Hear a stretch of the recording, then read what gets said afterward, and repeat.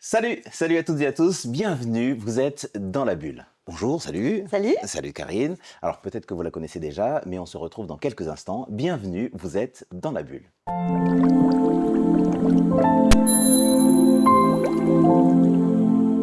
Bonjour Karine, ça va? Bonjour très cher. Très bien. Alors Karine Le Sceau, c'est ça? Absolument. Alors Karine, est-ce que tu peux me dire, s'il te plaît, qui tu es? Qui je suis? Avant toute chose, je suis la directrice commerciale du domaine du Paris Country Club et je suis, dans le milieu de l'hôtellerie et de l'événementiel depuis un peu plus de 20 ans maintenant. Qui est Karine en dehors en quelques mots, en dehors du Paris Country Club? Une personne exigeante, qui aime, qui a l'un des plus beaux métiers, c'est de faire plaisir, aux clients, de donner, de participer à des expériences de vie, que ce soit des expériences de vie professionnelles ou humaines. Et avant toute chose, Karine est profondément passionnée par l'humain et aime l'humain, en règle générale. Des hobbies, des passe-temps, des trucs que tu aimes bien? J'essaye désespérément de percer au golf, hein, mais je suis un excellent caddie. Donc, c'est ce que me disent mes copains, hein. Je passe les clubs, je prépare les sandwichs, je suis très opérationnelle en tant que caddie. Mais pour Ok. le reste, ça viendra plus tard. Si je te dis, Karine, Dubaï, Mmh. que s'est-il passé à Dubaï? Ouh, tu es remonté loin. Dubaï, début de toute l'histoire de Karine Le Sceau en tant que professionnelle. Petite stagiaire qui démarrait auprès d'un réceptif dubaïote, d'un bureau parisien à Dubaï. Et j'ai eu la chance de rentrer dans notre écosystème événementiel de cette manière-là. Voilà, à l'époque où Dubaï n'était pas ce qu'il était aujourd'hui. Donc on était vraiment sur une destination qui était en train d'émerger, qui avait une très très forte ambition comme aujourd'hui c'est le cas. Mais effectivement, voilà, j'accompagnais tout au début de ma carrière les agences incentives dans l'organisation de très beaux voyages à Dubaï avec des rallyes dans le désert, avec à l'époque, le Burj Al Arab n'existait pas. Mais voilà, des magnifiques expériences. Donc effectivement, commencer cette carrière de cette manière-là, plutôt agréable. Donc l'événementiel a commencé comme ça. Tout à fait. Donc comme tu comprends, on va faire un petit tour, jusqu'à arriver au Paris Country Club. On va Mhm. savoir comprendre ton évolution. Actis Consulting derrière. Actis Consulting, c'est un cabinet de représentation, enfin c'était parce que cette entreprise a désormais fermé et c'était effectivement un bureau de représentation pour des hôtels, des destinations, des bureaux des congrès pour justement représenter ces institutionnels sur les marchés francophones, italiens, suisses. Donc j'ai eu le plaisir pendant 10 ans de commercialiser des hôtels de luxe étrangers sur des marchés de niche, sur de la clientèle de haute contribution. Donc là, on parle plus d'événementiel, mais on parle de jet privé, on parle pas de prix, mais on parle de suite, de butler, enfin voilà, d'une expérience déjà qui était très ancrée, en tout cas à cette époque-là. Et puis, tout au long de ces 10 années, j'ai eu le plaisir de gérer plusieurs budgets. Le Bureau des congrès de Monaco, la Fiera Milano de Milan, pardon, la direction du tourisme sur Lausanne et Montreux pour les aider à développer le marché événementiel. Donc voilà, des très très belles histoires, mais toujours autour du haut de gamme, de la haute contribution, avec effectivement de très très beaux établissements. Résidom, pareil, en quelques mots. En quelques Là, on est mots, en 2012. allez, on est en 2012 et surtout, entre-temps, j'ai eu une petite fille. Donc, les priorités de vie évoluent, elles changent. J'ai un besoin de me sédentariser aussi. C'était très, très beau de voyager pendant 10 ans où j'ai fait des voyages incroyables avec des clients et commercialiser de magnifiques établissements. Mais l'envie d'apporter une certaine sédentarité dans ma carrière. Et voilà, comme tout professionnel qui se respecte, on active un peu le réseau. On rappelle ses clients et puis, parce que notre vie professionnelle et humaine est toujours faite de rencontres. Voilà, mon directeur chez Residome était l'un de mes anciens clients. Donc j'ai eu le plaisir voilà, de rentrer par son biais sur un poste de commercial assez classique, sur le voyage d'affaires. Et puis ensuite, voilà, j'ai eu le plaisir d'avoir d'autres portes qui m'ont été ouvertes. Mice, Business Development Manager Et à oui, Val-Esparra. ça en jette, hein. Ouais. Raconte-nous ce que c'est. Le Rési d'études a acheté effectivement, a eu acheté au gré de son évolution et de son développement, des établissements avec des grosses structures événementielles. Rési d'études, au départ, c'est vraiment de l'appart-hôtel, donc l'événementiel, c'est pas du tout, son ADN, ni son marché premier. Donc, on m'a confié un peu, les clés, tout simplement «On se souvient que tu as fait de l'événementiel dans le passé, voilà, on te donne les clés, vois ce que tu peux faire». Et puis, de là, effectivement, j'ai eu beaucoup de chance aussi, de par ma ténacité, c'est que je suis tombée dans l'organisation de la COP 21 à l'époque. COP 21 qui m'a permis La forcément, fameuse COP 21. Ouais, la plus belle expérience de toute ma carrière, enfin de toute ma carrière humainement et professionnellement, ça a été l'une des plus belles expériences. Parce qu'effectivement, quand on arrive avec un dossier comme celui-ci, quand on ouvre un service, on a ensuite, voilà, un peu plus de poids et de légitimité dans le développement de tout ça. Où tu es arrivé après chez Barrière. Tout à fait. Belle maison. Effectivement, j'ai eu le plaisir de rentrer chez Barrière où pour le coup ça cochait beaucoup de cases, hein. Mon ADN sur l'hôtellerie haut de gamme, sur, une façon d'appréhender la vente qui était différente et c'est ce qu'ils recherchaient et pendant 4 ans, j'ai eu le plaisir de diriger la direction commerciale France. Bon alors il y a mieux comme prise de fonction parce que quelques mois après le covid est arrivé, mais c'était extrêmement formateur et comme j'aime le dire de chaque situation naissent des opportunités et pendant le Covid, même si ça a été douloureux pour l'ensemble de la profession, c'est aussi une manière d'être agile, de se reconstruire et de développer, le après Covid. Petite expérience ensuite par, Moma Event. Oui. En tant que partenaire, bah, quelque part, mes clients étaient forcément des annonceurs, étaient forcément des agences événementielles. Donc, moi, je suis tout au bout de la chaîne de valeur, hein, de l'événementiel. Et j'avais envie de voir ce qui se passait aussi en agence événementielle parce que finalement, quand on est tout au bout de la chaîne de valeur, on ne se rend pas compte de la genèse de la problématique de la communication.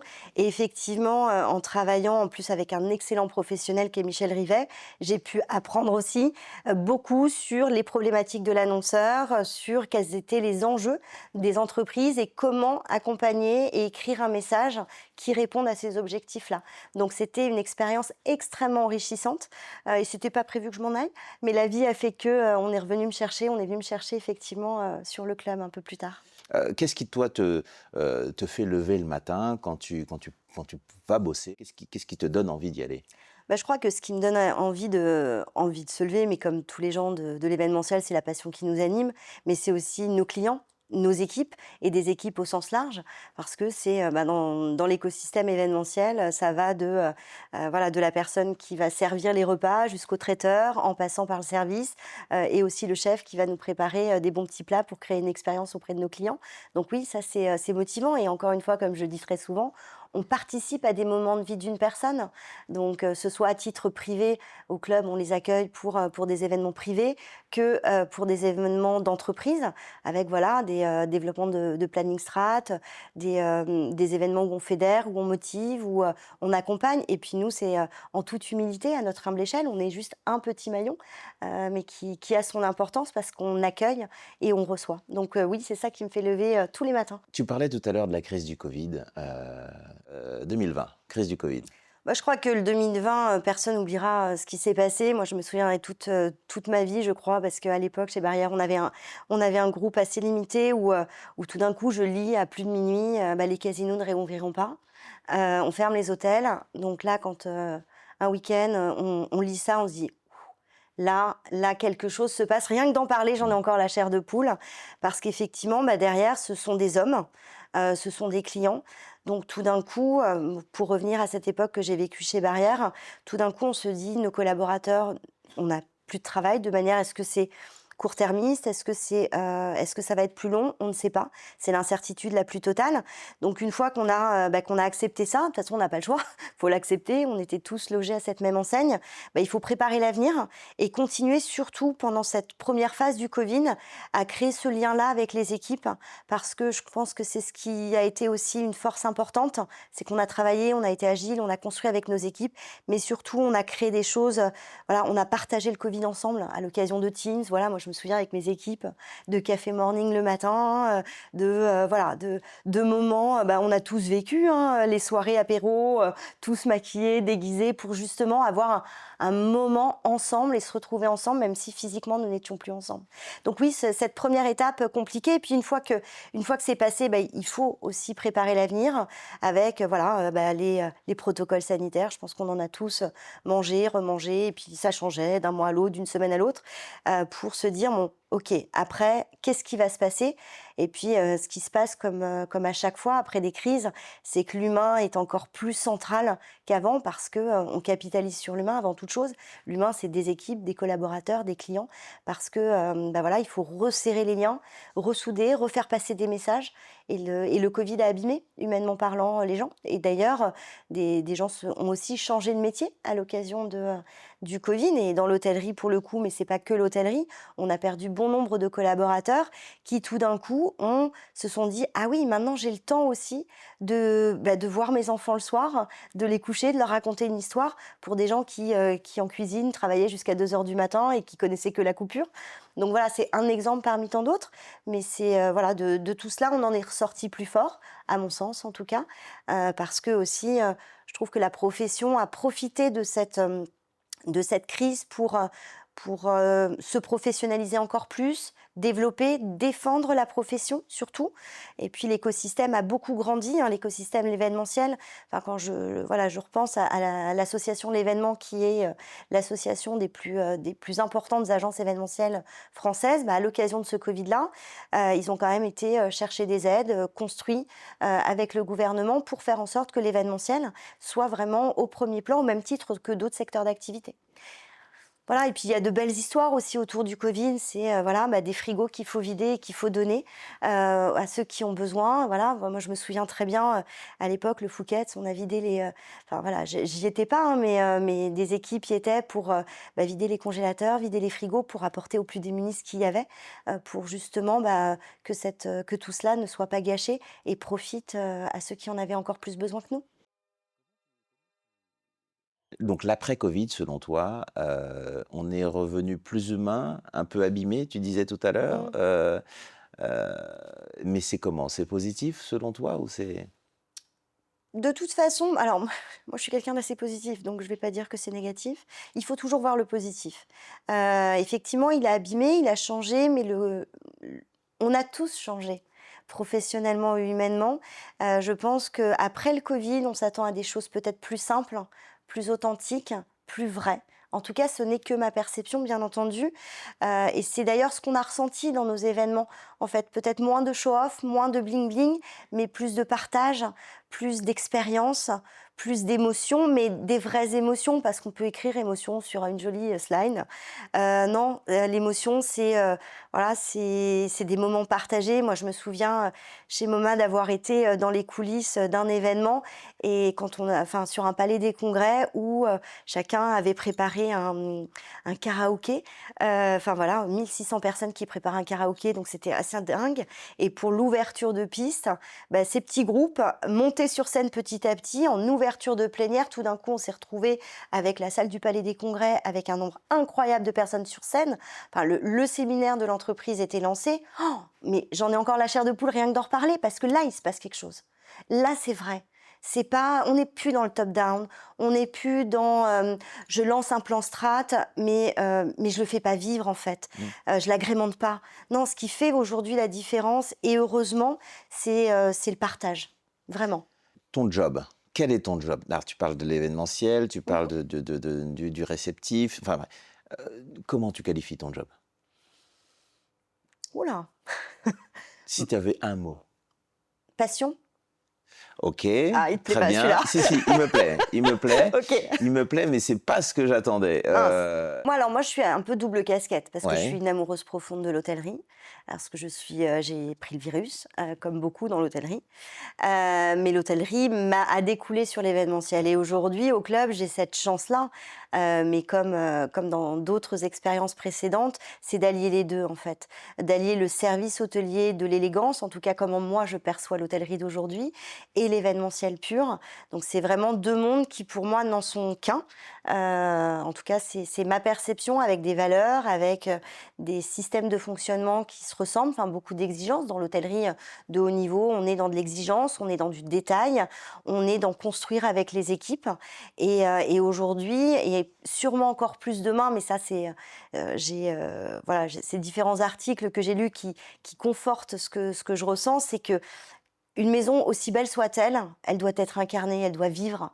Et moi, j'ai cette chance, en tout cas, de pouvoir faire vivre cette maison, pas toute seule, bien entendu, loin de là. Au contraire, avec des équipes, des clients, une présidence qui a envie et une direction générale qui a envie d'aller dans cet univers-là, sans dénaturer non plus notre produit. En quoi est-ce que tu fais la différence dans ton job? Alors oui, alors je pense que je suis pas la seule quand même, ce qui fait la différence à mon sens, mais c'est pas propre à moi, en tout cas, c'est propre aux personnes qui évoluent et qui évoluent sur du long terme, en tout cas. Mais ce qui fait la différence déjà, c'est d'être soi-même, je crois avant toute chose. On incarne des valeurs, on incarne, une manière de travailler, parce que c'est aujourd'hui, si on fait de l'hôtellerie et de l'événementiel, c'est qu'on aime notre travail, mais il y a beaucoup de travail. On ne voit que le côté un peu, show off et un peu visible, mais derrière, c'est de la préparation, de la minutie. Il faut anticiper tout. On sourit un peu moins dans les coulisses et c'est normal. Mais ce qui fait la différence avant toute chose, c'est que cette avancée n'est construite qu'avec les gens, avec des clients, des problématiques clients, mais des équipes et équipes au sens large. Enfin, moi, je prends beaucoup de plaisir tous les jours à dire bonjour à tout le monde au sein de mes équipes, pas que mes équipes d'ailleurs, mais du jardinier au chef, en passant par la jeune fille à la réception ou à l'accueil, parce que ces personnes-là font la réussite d'une entreprise, quel que soit leur niveau. Et si on n'accompagne pas cette personne-là, si on ne montre pas non plus l'exemple, voilà, je pense on est moins sincère et on est moins vrai. Et moins légitime. Mmh. Et je confirme, je l'ai vu faire. Parle-moi du Country Club. Aujourd'hui, tu es directrice commerciale Mmh. du Paris Country Club. Qu'est-ce Mmh. que c'est? Qu'est-ce que c'est? Alors, avant toute chose, hein, il y a de ça dans les années 1900, c'était un haras et même avant, c'était une ferme, pour la petite histoire. Et ce qui est extraordinaire, c'est qu'au fil des années, les différents propriétaires ont gardé cette âme du club avec voilà, le haras, avec une architecture très néo-normande, hein, la même architecture que l'on peut avoir. C'est la même époque que la construction de la SBM à Monaco, la même époque que la construction de Deauville. Donc, c'est assez rigolo d'ailleurs les clins d'œil de la vie que me font, voilà, qu'a été l'arrivée au Paris Country Club. Et c'est aussi la force aujourd'hui d'un président qui a acheté ce club il y a de ça 40 ans, par amour du sport, hein, parce que je suis très admirative de notre président qui est un pur autodidacte, qui a été un sportif de haut niveau, avocat, promoteur, et qui a toujours été convaincu que le sport était une partie intégrante de ses valeurs et qui a fait aujourd'hui, qui remet au goût du jour alors moi sur la partie événementielle avec le manoir, parce que le club a toujours été au goût du jour, hein, c'est une bulle d'oxygène à 2 pas de Paris, mais qui a construit à côté un hôtel sans dénaturer, avec ce style très néo-normand, aujourd'hui voilà, un hôtel de 100 chambres Marriott, le manoir qui est un lieu incroyable où il se passe tellement de choses avec une vue sur l'hippodrome qui est extraordinaire. Et un peu plus haut sur les hauteurs, nous avons aussi le pavillon de Jardy, donc au milieu d'un haras, donc c'est incroyable. Enfin, des lieux événementiels, un outil et un écrin commercialement et en événementiel incroyable. Ça peut accueillir combien de personnes? On peut accueillir aujourd'hui jusqu'à 1200 personnes sur le haras de Jardy. Et puis sur le manoir, on peut accueillir aussi bien des séminaires traditionnels de 100, 130 personnes, voire un peu plus. Et puis par contre, en dîner ou en déjeuner, on peut accueillir jusqu'à 250, 300. On est à combien de temps de Paris précisément? À peine 10 minutes, on sort le passeport, on traverse le périph' et la Seine et on est bon. Ah, ok. Quelle est ta mission? Ma mission, c'est de redonner toutes ces belles lettres de noblesse à nos lieux événementiels qui ont après le Covid, qui ont été oubliés parce qu'on on a fait des choix d'entreprise, hein, bien entendu. Donc, c'est de remettre et de revaloriser ces lieux événementiels et l'hôtel sur le devant de la scène. Clairement, c'est un lieu, ce sont des lieux incroyables où il s'y passe quelque chose. Voilà, on parle souvent de l'histoire de demain, mais nous, on a beaucoup capitalisé sur l'histoire du domaine en tant que tel. Il y a plein de petites anecdotes hein, sur le manoir. Et mon objectif premier est de remettre la lumière sur un lieu qui a été tout simplement oublié parce que d'autres ont pris de la place sur le marché et de reparler comme il se doit et de redonner toutes ces lettres de noblesse à nos lieux événementiels et à notre hôtel. Donc, il y a l'hippodrome, Mmh. le manoir, Mmh. Le pavillon Jardy? Le pavillon de Jardy un peu plus haut. Ouais, On a aussi le golf 9 trous qui est sur l'hippodrome. Donc ouais. vraiment tout autour de l'hippodrome, on a à l'hôtel, Et un le hôtel. club, le manège et le golf. Et sur les hauteurs, le pavillon de Jardy. Donc dans la ville de... Oh, plusieurs. C'est ça. C'est-à-dire que... Rueil-Malmaison, Saint-Cloud, en fait, effectivement, on est sur plusieurs communes. Après ce parcours-là, si tu devais parler, si tu devais dire quelque chose à Karine, à la petite Karine de 8 ans, Ah. regarde, elle est là. Bravo, bravo parce que aussi, enfin c'est un peu égocentrique ça d'ailleurs, mais je viens d'une famille aussi qui très authentique, hein. Je suis un peu autodidacte hein, aussi, donc voilà, je viens d'une famille d'Aveyronais agriculteurs. Donc aujourd'hui, j'ai cette chance-là de parcours de vie, mes parcours de vie qui est lié aussi à des rencontres, donc qui m'a permis, de par mon travail, ces rencontres, d'évoluer dans un univers qui me ressemble et qui partage mes valeurs aussi. Donc il y a à la fois l'amour du beau, mais avant toute chose, l'amour du vrai. Voilà. Oui, mais tu lui as pas parlé là. Oh, Tu lui as rien dit. qu'est-ce que je lui dirais? Continue comme ça, crois en tes rêves, baisse pas les bras et avance en souriant. Ok, très bien. Avance en souriant. Le sourire est important pour toi, Capital. capital. Pour tout le monde d'ailleurs, à mon sens. Pourquoi est-ce que toi, tu as décidé de venir dans la bulle? Avant toute chose, on parle de relations humaines. Je crois qu'effectivement, sur cette soirée où j'étais sur un pitch que je n'ai pas gagné, mais c'est pas grave. Bah voilà, on s'est rencontrés. J'ai eu l'impression, le ressenti qu'on partageait des mêmes valeurs, qu'on avait la même perception de voir les choses. Et pourquoi je suis venue? Parce que je trouve que c'est toujours riche, enrichissant de partager des visions communes et ou différentes aussi, et de construire ensemble. En tout cas, je crois profondément que rien n'arrive jamais par hasard, et que les rencontres mènent à quelque chose. Donc en tout cas, si je suis là, c'est parce qu'après, on a pris un café ensemble, où ça n'a fait que confirmer tout cela. Mais quelque part, on attire aussi ceux qui nous ressemblent. Donc je pense que ça va dans les deux sens. Et je te cache pas que j'ai été voilà, très honorée quand j'ai vu la thématique. On en avait parlé, mais sans rentrer vraiment dans les détails. Et quand j'ai vu la thématique, j'ai été aussi voilà, agréablement surprise. Et oui, et en toute humilité, j'étais même un peu gênée parce que femme inspirante ou avoir un regard inspirant, bah voilà, et je t'en remercie d'ailleurs, parce que tu vois, je n'en trouve pas mes mots. Bon, mais si, je pense que tu les as bien et tu manies très bien la langue. Eh bien voilà. Est-ce que tu as quelque chose, une question que je ne t'aurais pas posée, que tu aurais aimé que je te pose? Hmm. Non, je crois qu'avant toute chose, moi, je te remercie. Je te remercie très sincèrement de me laisser l'opportunité d'être avec toi et avec ton équipe aujourd'hui pour partager ce bon moment avant tout. Voilà, c'est tout simplement un remerciement et sincère, comme tu le sais. Merci Karine. Merci. C'était Karine Le Sceau. C'était dans la bulle. À bientôt. Ciao.